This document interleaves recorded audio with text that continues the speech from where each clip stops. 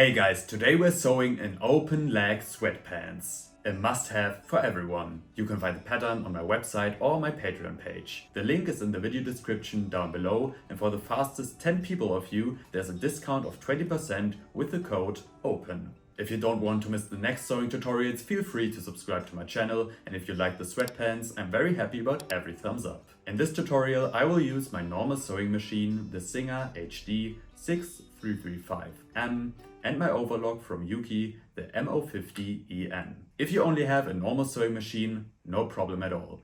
I will explain everything within this framework, and all the parts that I'm sewing with the overlock are just a nice extra. But what do we actually need to sew the sweatpants? Approximately 2 meters of sweat fabric, sewing needles, stretch and universal, a normal sewing foot, an edge sewing foot and a buttonhole sewing foot, an iron, a pair of scissors, a seam ripper, a tape measure, chalk or a colored pencil, thread that measures the color of the fabric, and a 140 to 160 centimeter long cord ribbon. Once we have all our utensils together, we need to prepare our pattern. To do this, we lay all the A4 pages in front of us in the correct order and cut everything perfectly along the edges. Then we need to glue all the small individual pieces together to make our final pattern pieces using sellotape. For the fabric, I chose a classic light gray mottled sweat fabric, which is very comfortable for the coming cold temperatures and also drapes well thanks to a 4% elastane content. By the way, if you're wondering where you can get really good sweat fabric, then wait a while, I will have something soon. And a very clear recommendation from me. Use a stretch needle for sewing jogging pants. Universal works too, of course, but it's better with a stretch needle. Now let's spread out our fabric in front of us. Pay attention to the weaving direction of the fabric. For pants, you should make sure that the weaving direction is vertical for all pieces. You can tell this with a fabric like this with elastane, for example, if you can stretch the fabric much more horizontally than vertically. The fabric can be folded on top of each other for this project. First, we place the front and back trouser leg pattern pieces on the fabric. We fix these parts in place with pins. I would not usually recommend tracing the silhouette as you can do with denim fabric, because sweat fabric can be quite stretchy and tracing can be quite frustrating. It is much easier to cut directly along the edge of the pattern piece. Next, we take our pocket bag piece and cut it out twice on the folded fabric. This gives us a total of 4 pieces. Finally, we cut out the waistband. I would recommend folding the pattern piece in half and then placing it on the fabric fold. This is the closed edge on the folded fabric, which you can see on the right hand side. And now let's get our iron ready. Because to make the pants a complete success, we will iron each piece once. Make sure you follow all the ironing steps in this video. Believe me, it completely changes the kind of end result of a garment.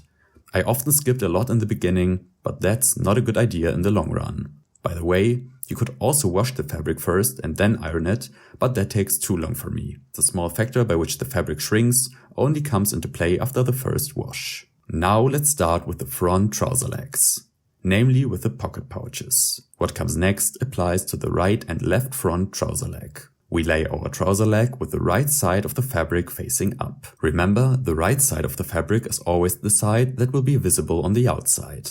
The wrong side of the fabric should be on the inside. In this case, this is the side of the sweat fabric with the flow coating. If you're using a fabric where the left and right sides of the fabric are not so easy to identify, then always mark the left side of the fabric for each piece you cut out as soon as you have found it. This will prevent you from sewing the wrong sides together. Now place our trouser leg and pocket bag piece in front of us and then place the pocket bag piece right sides together on this edge with clips. Sew the section in place using a normal straight stitch. A stitch length of 2 and the needle position in the middle. The presser foot always glides with its own edge on the edge of the fabric. Now turn the pocket bag piece inside out. By moving it back and forth between the fingers, we now bring this edge of the fabric together. This edge is then ironed. Now we take our edge sewing foot, set the stitch length to 4 and make a top stitch seam lengthwise. This allows us to place the rear matching pocket bag right sides together on top of the folded bag. Only the short part on the top and a very short part on the outside are secured. The upper section is sewn down completely, very close to the edge from the right side. The outer section is much shorter, about 2 cm. Now the back pocket bag can be properly secured with clips. The entire bag is sewn shut all the way around. Just make sure to unstitch directly at the points where the passages that were fixed briefly beforehand end. As soon as we have prepared both front trouser legs with the pockets, we can fix both right sides together at the crotch with clips. This passage is sewn with a stretch stitch. You can easily check whether your sewing machine has a stretch stitch function in the operating instructions for your sewing machine. If your machine does not have this function, simply sew the whole thing with a normal straight stitch or a zigzag stitch. This type of stitch is simply so important as many parts of a pair of trousers are stretched a lot when worn and the fabric has to be able to stretch with them. A normal straight stitch also works, but trust me, with an elastic stitch type you will have far fewer headaches in the long term. I also overlock the seam allowance. If you don't have an overlock machine, you can also check the operating instructions for a sewing machine to see what overlock type stitches your machine has and use them to sew the passage again close to the edge. Of course, you can also do it completely without. Next, we place our two back trouser legs on top of each other and secure the crotch passage with clips. This section is then also sewn with a stretch stitch and then finished with the overlock. We can now lay our front and back trouser legs right sides together. When sewing the inseam, make sure that the front and back of the seam run neatly into each other. From there, the inner leg passage is fixed with clips on the right and left. This section is then also sewn with a stretch stitch and finished with the overlock. The outer sides of the trousers can also be secured with clips and sewn together. The seam allowance is also finished with the overlock here. Now we can finish the trouser leg openings. To do this, I first fold over approximately 1 cm on these trousers and then fold over another 3 cm. This strip is fixed all the way around and then neatly ironed.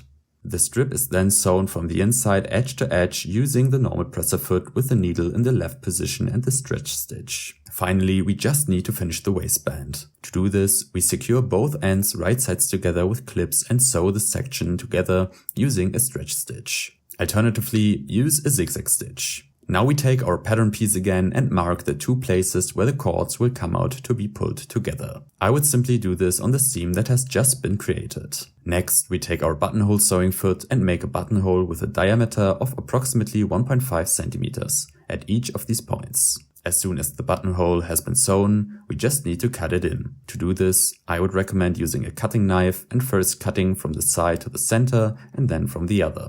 This will give you a perfect result. Now fold the waistband in half all the way around, left sides facing, and secure with clips all the way around. The waistband is now sewn all the way around with a stretch stitch.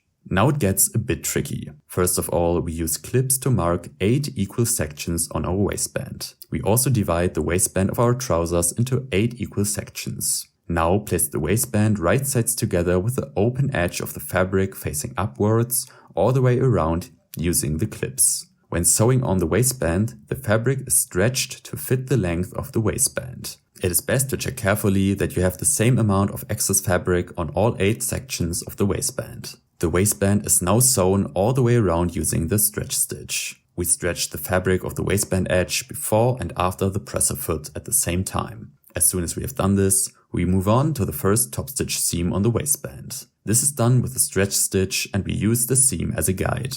The needle position is on the right. The second top stitch seam is made on the closed edge of the waistband, with the needle position on the left. This creates a perfect tunnel through which we now want to thread our cord ribbon. To do this, we take our ribbon and a safety pin. We pierce this at one end of the cord ribbon and then thread it through the right buttonhole. You then gather some fabric around the safety pin, and once you are around, you come out again at the left buttonhole. Finally, the inner excess seam of the waistband is serged with the overlock. And this is the finished open leg jogger. I just love this fit. And the sweatpants is incredibly cozy. I'm already so hyped to release a whole jogging set.